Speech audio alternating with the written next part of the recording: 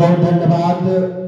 आज हमारे छात्रावास के पूर्व छात्र, भारत के बड़े दलित नेता, बहुजन समाज के बड़े नेता, पद्म भूषण से सम्मानित दलित सेना के संस्थापक, लोक जनशक्ति पार्टी के संस्थापक और कई बार संसद का प्रतिनिधित्व किए, राज्यसभा, विधानसभा और लोकसभा में दलित वंचितों की आवाज को बुलंद किए।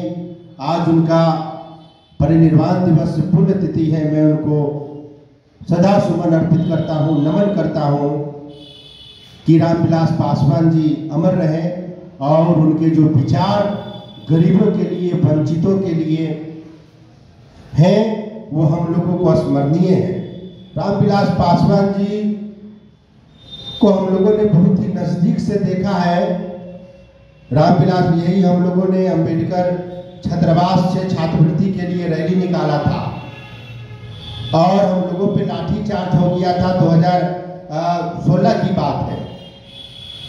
लाठीचार्ज हो गया और सभी लोगों को लाठियां लगी, किसी का पैर टूट गया, किसी का हाथ टूट गया।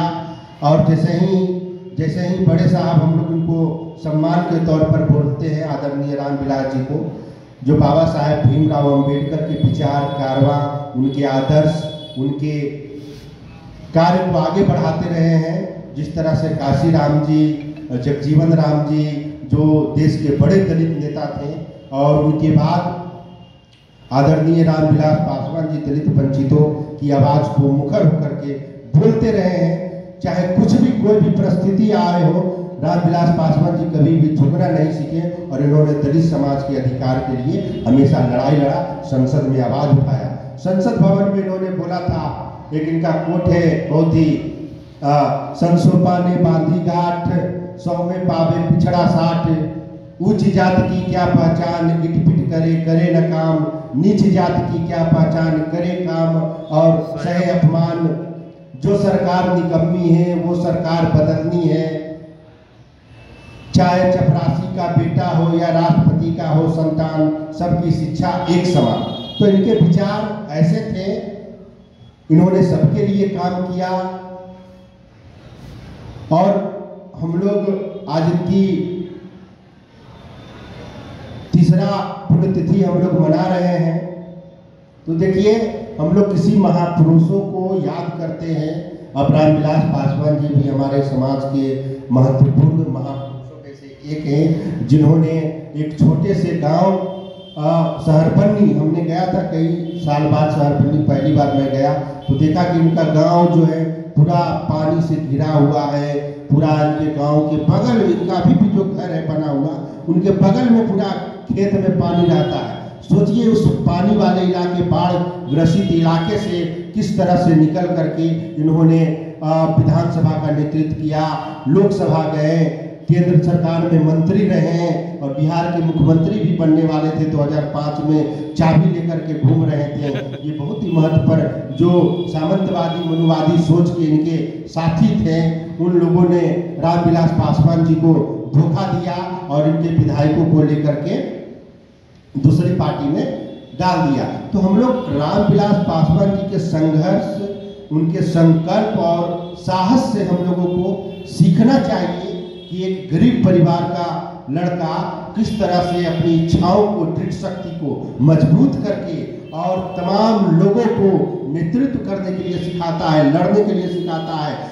दलित वंचित समाज, अकलियत समाज के अधिकारों के लिए इन्होंने अपना पूरा जीवन निछावर कर दिया।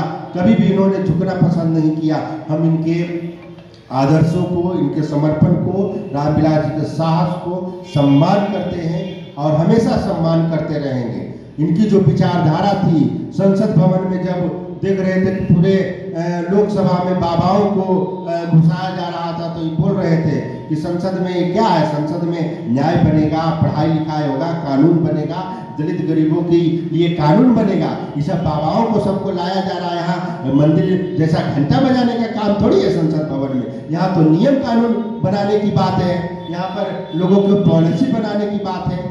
तो हमारे रामविलास पासवान जी ऐसे थे, इन्होंने बहुत ही नज़दीक से हमने इनके साथ समय बिताया है कई बार छात्रावास में आरक्षण दिवस हो, पूर्ववर्ती दलित छात्र सम्मेलन हो, कई बार हम लोगों ने इनके साथ किया है। मगर इनका जो विचार था, दलित सेना की जो इन्होंने स्थापना किया था, आज दलित सेना भी खत्म हो गया है। दलित सेना पूरे देश में कहीं भी अत्याचार होता था तो दलित सेना की ओर से प्रदर्शन होता था। मंत्री को, वहाँ के मुख्यमंत्री को, प्रधानमंत्री को, राष्ट्रपति को ज्ञापन दिया जाता था। इनका एक पत्रिका न्याय चक्र छपता है, जिनका संपादकीय खुद आदरणीय रामविलास, आप लोग देखिएगा, गूगल है, नेट का जमाना है, कि न्याय चक्र में इन्होंने तमाम जो पूरे देश में दलितों के ऊपर घटनाएं होती थी उनका इन्होंने जिक्र करते थे और लोगों को बताने का काम करते थे। तो इसलिए कल हमारे महापुरुष मान्यवर काशीराम जी का भी पुण्यतिथि परिनिर्वाण दिवस है। हम लोग चाहेंगे कि आप लोग उनका भी परिनिर्वाण दिवस मनाएं, क्योंकि कल मैं यहाँ नहीं रहूँगा।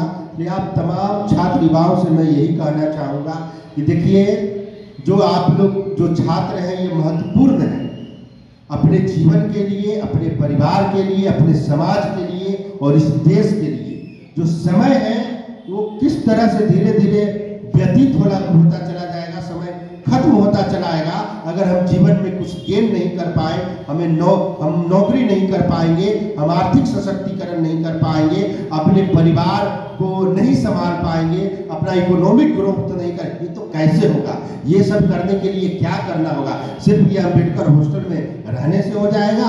रहने से नहीं होगा। आपको एक एक मिनट कीमती है, वो यहाँ का समय है जो आप अपने घरों से, गाँव से चल करके आए हैं। उन आपके गांव में बहुत सारे लोग होंगे जो अभी भी गाय भैंस चरा रहे होंगे, अभी भी काम खेत में कर रहे होंगे। आप वहां से निकल करके आए हैं, यहाँ पढ़ाई करने के लिए आए हैं। इसलिए आप अपने समाज और अपने परिवार और अपना शैक्षणिक, सामाजिक, आर्थिक दायित्व को चैलेंज के रूप में स्वीकार करिए कि हम 1 वर्षों में, 2 वर्षों में, 3 वर्षों में छात्रावास में अगर हमको जगह मिला है तो हम यहाँ से नौकरी करके निकल जाए, कोई बिजनेस कर ले, कुछ बन जाए। अगर इस तरह से अगर आप वापस लौटेंगे गांव में तो आपका जो बतिया नैया होगा, आपका जो परिवार होगा, आपका जाति का जो लोग होगा, उसका भी मनोबल टूटेगा कि ये लड़का गया था पटना पढ़ने के लिए और पटना गया और पटना से कुछ करके नहीं आया। सोचिए कितने पीढ़ी दर पीढ़ी उसका मनोबल टूट जाएगा। इसलिए आप सभी लोगों से अनुरोध है कि आप जो सोने खाने का समय है, इसके अलावे अपने जीवन को पढ़ाई की ओर झोंकिए।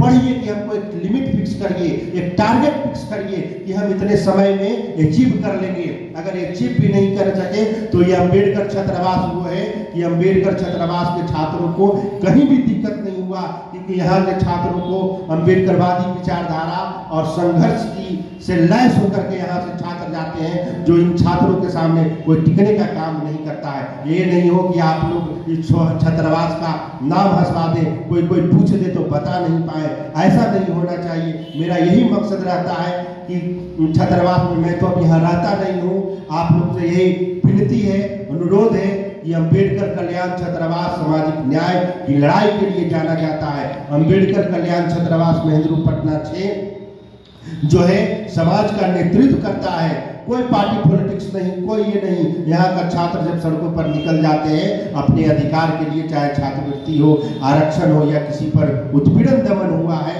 तो पूरा सरकार, पूरा मीडिया इसे केंद्रित करके और इसे फोकस करके देखता है। तो आप तमाम यही साथियों से अनुरोध है कि अपने समय का सदुपयोग करें। समय चला जाने के बाद वापस नहीं आता है, उम्र चला जाने के बाद वापस नहीं आएगा।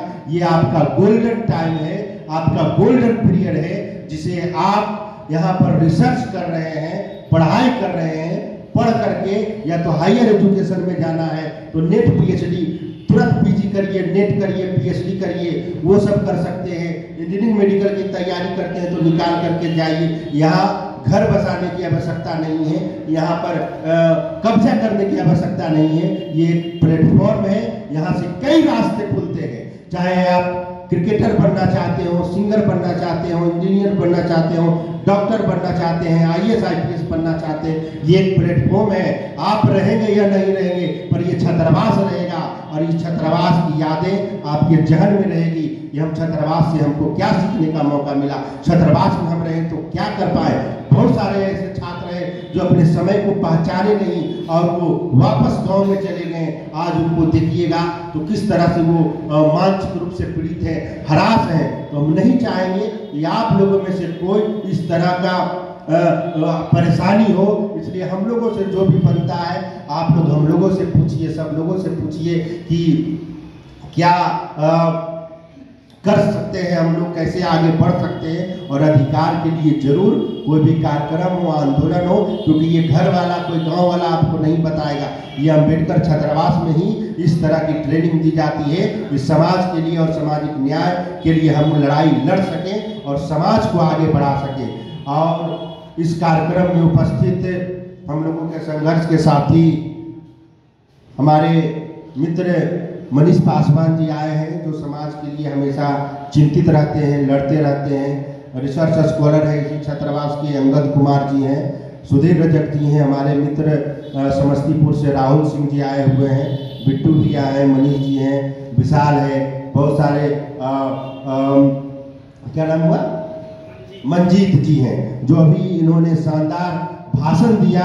और मैं इनको अगला जो भी मेरा कार्यक्रम होगा, चाहे छात्रावास में हो या कहीं अन्य जगह पे हो, तो एक छात्र को मैंने सेलेक्ट कर लिया है कि वो बहुत अच्छा बोलते हैं, बहुत ही अच्छा उनके पास सामाजिक नॉलेज है। एक छात्र है, क्या नाम है तुम्हारा?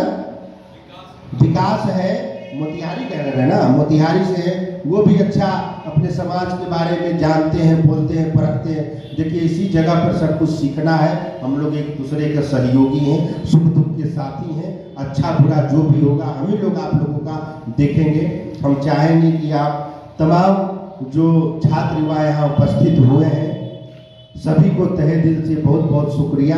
अपना कीमती समय दिए, अपने रूममेट को बताइए अब कि कैसे हम ग्रुप डिस्कशन करिए कि कैसे सक्सेस हो जाए, कैसे हम आगे निकले। और आपको बता देना चाहते हैं कि जिस तरह से अभी जातीय जनगणना हुई है बिहार में, पूरे देश में जातीय जनगणना होना चाहिए। और जो बहुजन समाज का अधिकार है, जिसकी जितनी संख्या है उस हिसाब से हम लोगों को जल जंगल जमीन राजपाट में, न्यायपालिका हो, निजी क्षेत्र हो, एमएलए हो, एमपी हो, सब में अधिकार लेना है। ये कोई दूसरा कोई नहीं लड़ेगा, आप ही लोग पढ़े लिखे लोग, जो पढ़ता है वही लड़ता है, जो नहीं पढ़ता है वो बिल्कुल ही नहीं लड़ता है।